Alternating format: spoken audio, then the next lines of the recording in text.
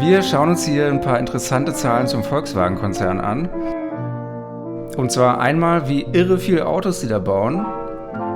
Dann versuchen wir mal zu überschlagen, was mit dem ganzen Autogeld passiert, wo das hinfließt. Und dann gucken wir mal, wo VW gerade der Schuh drückt. So, die Produktion, ne? In der Bilanz von 2019 hat Volkswagen stehen, dass knapp 11 Millionen Fahrzeuge produziert wurden. 11 Millionen also, eine Zahl, unter der sich kein normaler Mensch wirklich irgendwas vorstellen kann. Kriegt man das vielleicht besser begriffen, wenn man sich die Zahl visuell reinfährt? Genau das wollen wir mal probieren. Hier also eine Visualisierung der VW-Jahresproduktion.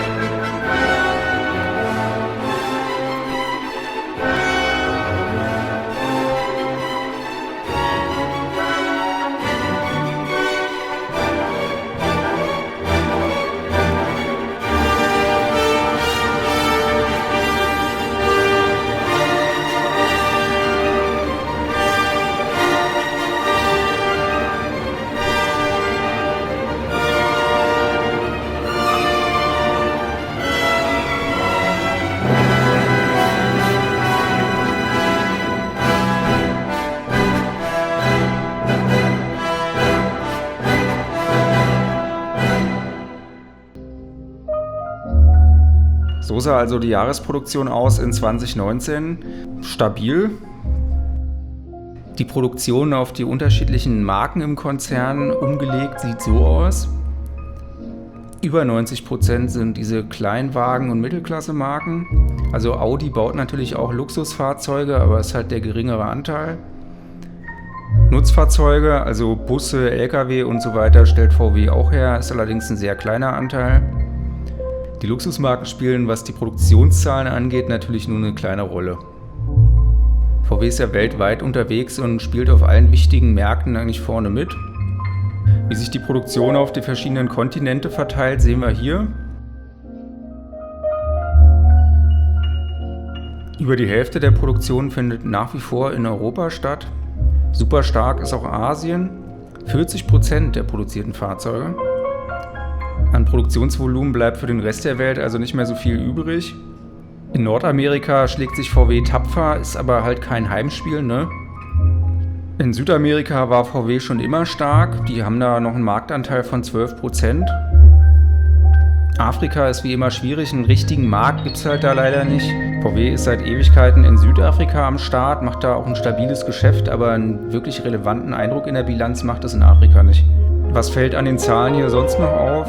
In Nordamerika fällt auf, dass der Umsatz wesentlich höher ist als die produzierten Fahrzeuge und die Mitarbeiter. Was ist denn da los? Wahrscheinlich wird es dieser Exportüberschuss sein, über den immer alle reden. Also es werden quasi Porsches und Audis in Nordamerika verkauft, aber halt dort nicht gebaut, ne? Die Zahlen in Asien fallen auch ein bisschen aus dem Rahmen.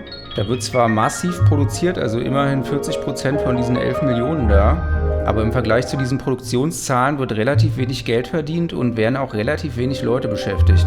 Interessant ist auch, wie Deutschland in der Bilanz dasteht. Hier werden 20% von diesen 11 Millionen Fahrzeugen produziert, was schon mal an sich krass ist. Aber über 40% der Mitarbeiter bei VW, das sind 670.000 weltweit, 40% davon arbeiten in Deutschland. Dass bei diesen 11 Millionen produzierten Fahrzeugen auch ein bisschen was an Geld hängen bleibt, sollte klar sein. Das ist ja auch Sinn der Veranstaltung da. Was uns zur nächsten Frage führt, bei wem landet denn diese ganze Autokohle eigentlich? Harte Zahlen zu der Frage gibt VW selber nicht raus. In alten Geschäftsberichten findet man aber eine Wertschöpfungsrechnung, so nennen die das. Da nimmt man quasi die Summe der Kohle, die mit den Autos gemacht wird, also Umsatz, zieht dann ab, was an Kosten bei Zulieferern und so weiter anfällt und listet dann auf, wo die Restkohle hinfließt. So sehen diese Zahlen zur Wertschöpfung aus. Das ist hier 2007 bis 2016. Man sieht sofort, der überwiegende Teil der Kohle geht für Arbeit drauf, also geht an Mitarbeiter. Der zweitgrößte Posten an Kohle geht in die Konzernrücklage rein, also Geld, was VW für sich selber behält. Das Geld liegt also erstmal rum, wird in der Zukunft entweder intern ausgegeben werden oder fließt auch aus dem Konzern ab für Zukäufe, Ausschüttungen, Investitionen und so weiter. Dann haben wir hier noch knapp 10% an Autokohle, die an Staaten rausgeht. Das sind also Steuern und Abgaben, die VW zahlt. Zum Großteil wird es in den Ländern sein, wo VW auch produziert. 11,8% von der Autokohle gibt VW aus, um sich Geld zu leihen. Und in der Regel läuft es bei VW so gut, dass auch ein bisschen Geld für die Aktionäre übrig bleibt. Das sind so 3,5%, die an die Besitzer des Unternehmens rausgehen pro Jahr. Damit haben wir jetzt ein grobes Bild, wo die Autokohle hingeht. Wir kriegen das aber wesentlich präziser hin, wenn wir uns nur auf Deutschland konzentrieren. Das waren ja jetzt hier weltweite Zahlen, ne? Wir bleiben mal bei dieser Aufteilung nach Arbeit, Steuern, Gewinnen und Schulden. Was die Zahlen zur Arbeit angeht, das kriegt man relativ gut raus. Wir wissen, wie viele Menschen in Deutschland für VW arbeiten und wir wissen, wie viele Rentenbeiträge VW in Deutschland zahlt. Damit kann man ausrechnen, was das durchschnittliche Bruttomonatsgehalt bei VW ist für diese 300.000 Beschäftigten. Und wenn man das Bruttogehalt weiß, dann kann man ausrechnen, was VW als Arbeitgeber noch an Extrakosten hat pro Arbeitsplatz. 7.500 € also für jeden Arbeitsplatz bei VW in Deutschland. Davon kriegt der Arbeitnehmer selber zum Schluss gerade mal 40%, also knapp über 3.000 €. Der Rest von dem Geld, also 60%, muss abgeliefert werden. Davon kriegt ein bisschen der Staat, der Großteil geht allerdings in verschiedene Sozialsysteme rein. Was für Systeme das sind, gucken wir uns kurz mal an. 21% zahlen VW und die Arbeitnehmer selber in die Rentenversicherung rein. Das wird dann allerdings aus Steuermitteln, die VW und die Arbeitnehmer zahlen, direkt nochmal in die Rentenversicherung nachgeschossen, sodass letztendlich von den Pflichtabgaben über 30% in der Rentenversicherung landen. Die anderen Sozialsysteme sind Arbeitslosigkeitsversicherung, Pflegeversicherung, Krankenversicherung und eine Reihe von Versorgungssystemen, wo nur der Arbeitgeber, also VW, einzahlen muss. Das Geld wird dann für so Geschichten wie Krankentagegeld oder Insolvenzgeld benutzt. Eine Menge Autogeld geht also in soziale Geschichten rein und es ist sehr komplex, haben wir gerade gesehen. Kriegen wir das vielleicht anschaulicher hin? Schauen wir mal. Was die Rentner angeht, kann man sich mal die durchschnittliche Monatsrente in Deutschland 2019, das waren 1.500 € nehmen und das mal auf die VW-Zahlung ins Rentensystem umlegen. Dann werden rechnerisch mit dem Automoney pro Monat 285.000 Rentner versorgt. Dasselbe Spiel für die Sozialhilfe. 2019 gab es 424 € Hartz pro Monat. Wenn wir da noch ein bisschen was rauflegen für Miete, Gesundheit und so weiter, 1.000 € machen und das umlegen auf die Steuern, die VW und die Mitarbeiter zusammen zahlen, dann sind mit dem Automoney quasi jeden Monat 48.000 Harzer versorgt. Für den Großteil der Sozialausgaben kriegt man so eine anschauliche Umrechnung auf Pro-Kopf-Empfänger nicht hin, aus Gründen. Wir können aber hier nochmal in die Sozialausgaben des Bundes reingucken, da gibt es bestimmt noch ein paar Posten, wo sowas geht. Beim BAföG geht es zum Beispiel einfach zu machen, wenn dann 6.500 Studenten, die da rechnerisch bei ihrem Studium mit Automoney unterstützt werden. Wenn man 50 € pro Monat für so einen Integrationskurs ansetzt, dann hat man mit VW Automoney da quasi 23.000 Zuwanderer auch versorgt. Oder Unterhaltsvorschuss wären dann 2.200 Kinder, die da ihren Unterhalt bezahlt kriegen. So viel zur groben Orientierung, was diese Sozialsysteme angeht.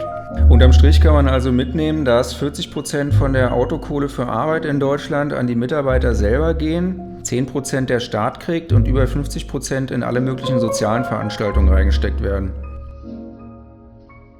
Dann die Gewinnausschüttungen an Aktionäre. Was bleibt davon in Deutschland hängen? Schauen wir mal in die Aktionärsliste rein. Die größten Aktienbesitzer kennt man natürlich und kann man auch entsprechend zuordnen. Für den Großteil der Aktien gilt es aber nicht, weil sich im Endeffekt jeder Otto in den Laden einkaufen kann. Wenn man hier mal in die Liste reinschaut, da fallen nicht nur Namen auf wie Union und DWS, sondern auch Vanguard, Luxor, BlackRock. Das sind alles Läden mit einem dicken ETF-Geschäft. Wenn dann also der Kleinanleger da hinkommt und ein bisschen Geld zurücklegen will, sich einen DAX-ETF oder einen MSCI World ETF holt, also diese Standardgeschichten, dann ist er automatisch Mitbesitzer von VW und profitiert entsprechend von der Autokohle. Es sind also eine unbekannte Anzahl von privaten Kleinanleger, Mitbesitzer von VW, unter Umständen wissen die davon nicht mal irgendwas. Dann ist es auch so, dass eine Menge öffentliche Vorsorgesysteme vielleicht nicht unbedingt in Deutschland, aber im Rest der Welt auch in VW drin stecken. Bei den Amis ist es zum Beispiel so, die haben nicht so eine Pflichtrente wie hier in Deutschland. Die stecken ihre Altersvorsorge halt mehr in Aktien rein. Und deswegen ist es so, dass irgendwelche kalifornischen Lehrer oder New Yorker Busfahrer im Endeffekt ihre Renten von VW Automoney bezahlt kriegen. In Deutschland gibt es das auch, diese bayerische Veranstaltung hier, die kümmern sich auch irgendwie um den öffentlichen Dienst oder so. Die hatten sich wegen dem Dieseldesaster beschwert gehabt. Und es wird nicht der einzige Laden in Deutschland sein, der auch mit VW-Aktien vorsorgt. VW gibt an, dass 3,1% der Aktienbesitzer institutionelle Investoren aus Deutschland sind. Inwieweit die damit aber Altersvorsorge abdecken oder Vermögen aufbauen, kann man schlecht auseinanderhalten, weiß man einfach nicht. Dann zu den Schwergewichten bei den Aktienbesitzern. Da ist zuallererst mal die Porsche Holding, ein deutsches Familienunternehmen, was bei VW auch eine ganze Menge zu sagen hat. Weil aber die Porsche Holding selber auch wieder eine Aktiengesellschaft ist wie VW und 50% der Porsche-Aktien im Steuerbesitz sind, hat man hier dieselbe Situation wie bei VW, dass man im Endeffekt ganz schwierig nachvollziehen kann, wie viele Kleinanleger da Mitbesitzer sind und wie viele institutionelle Investoren da Mitbesitzer sind und was die mit der Kohle machen, ne? Zweitgrößter Anteilseigner bei VW ist der Staatsfonds von Katar. Die dürften so pro Jahr eine halbe Milliarde ungefähr Automoney kriegen von VW. Was machen die mit dem Geld? Keine Ahnung. Vielleicht geht es in den Haushalt rein, vielleicht wird es einfach reinvestiert, vielleicht verplempert, man weiß es nicht. Der berühmte norwegische Staatsfonds, wo die da ihr Öl- und Gasmoney parken, der hat auch eine Stange VW-Aktien. Es ist bekannt, dass die selten, aber es ist schon vorgekommen, Geld aus dem Fonds rausnehmen und es in ihren Staatshaushalt reinstecken. So einen echten Staatsfonds hat Deutschland ja nicht, allerdings besitzt das Bundesland Niedersachsen knapp 12% der VW-Aktien. Das dürfte 2019 an Gewinnausschüttungen für Niedersachsen so 390 Millionen Euro bedeutet haben. Daneben profitiert Niedersachsen aber natürlich auch von den Steuern und Abgaben, die VW zu zahlen hat in dem Bundesland. Und außer der Reihe hat Niedersachsen in 2019 von VW auch noch eine Monsterstrafzahlung kassiert, auch wieder wegen dem Dieseldesaster da. So viel zu den Aktionären. Was hat denn das jetzt eigentlich gebracht? Wir haben herausgefunden, dass man ganz schwierig nur nachvollziehen kann, wo dieses Automoney hingeht, was an Aktionäre ausgeschüttet wird. Im Endeffekt wird das Geld halt über den gesamten Globus an Gott und die Welt verteilt, ne? Wesentlich mehr Geld als für Gewinnausschüttung gibt VW ja aus, um sich Geld zu leihen. Wie viel ist denn das? Wir suchen uns das mal nicht aufwendig aus dem Geschäftsbericht raus, sondern schätzen das einfach mal ab. Wir nehmen diese Gesamtschulden hier, schätzen mal 3% an Kosten.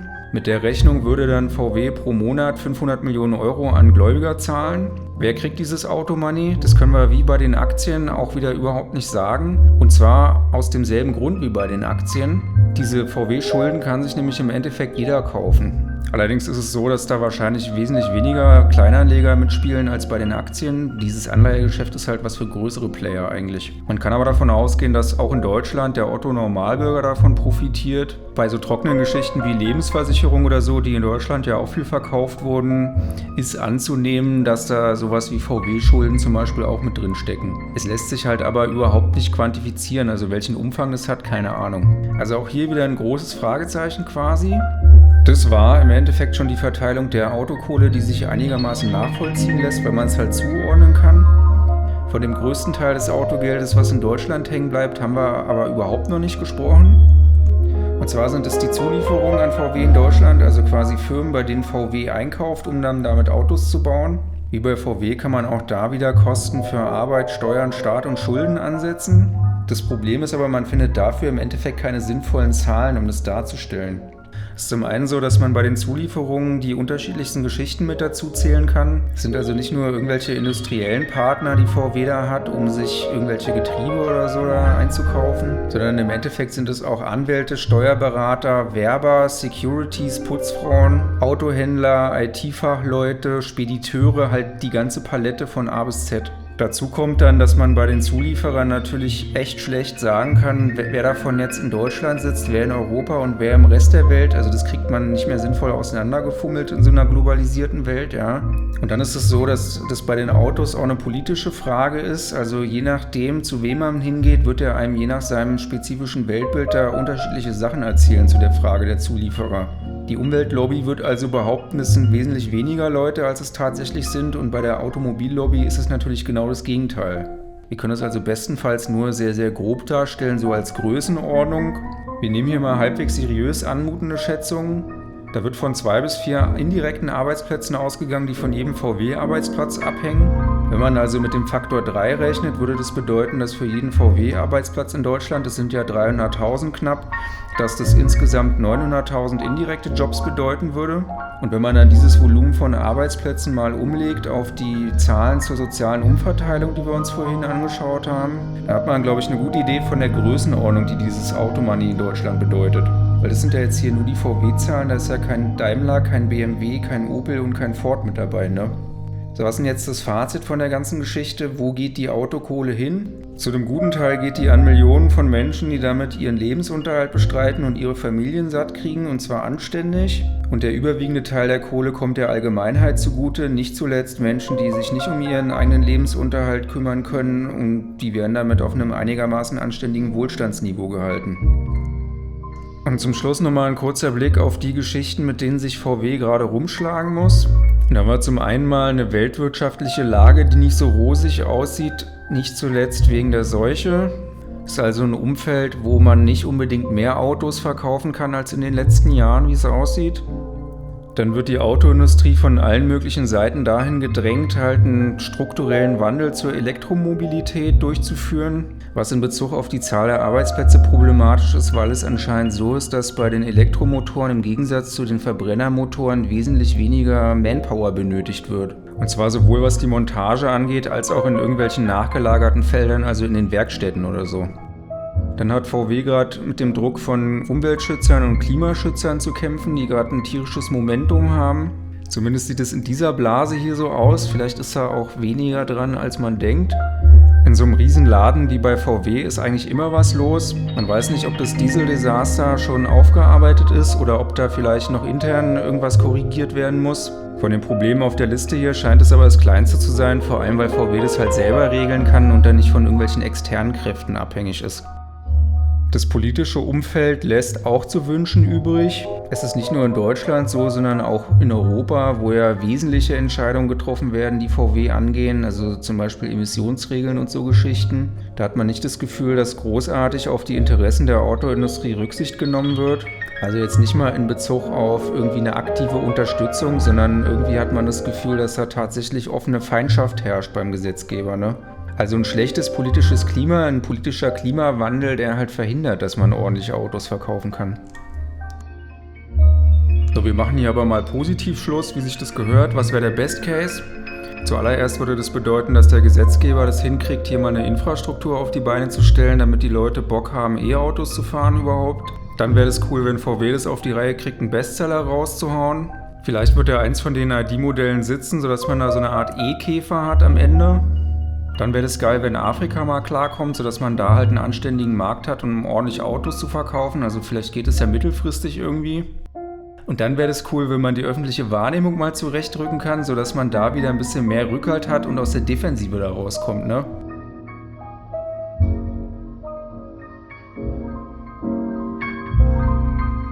So, das war's hier für heute mit ein paar Zahlen zu VW. Hoffentlich interessant gewesen. Kannst du hier gern mal abonnieren und so. Onkel Otto ist raus. Tschö.